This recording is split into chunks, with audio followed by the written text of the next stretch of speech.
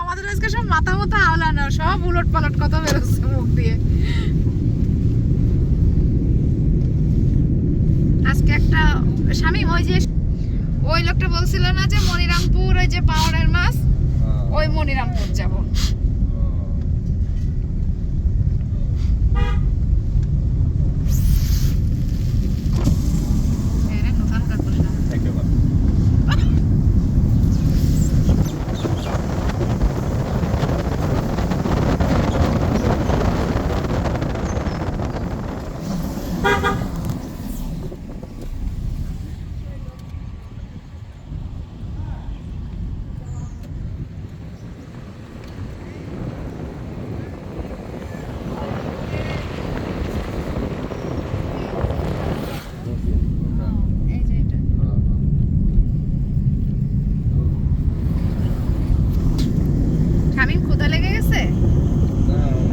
আপাতত আমাদের জন্য রান্না করা লাগবে। আমি তো সেই 6টার সময় বেরোচ্ছিলাম, 5টার সময়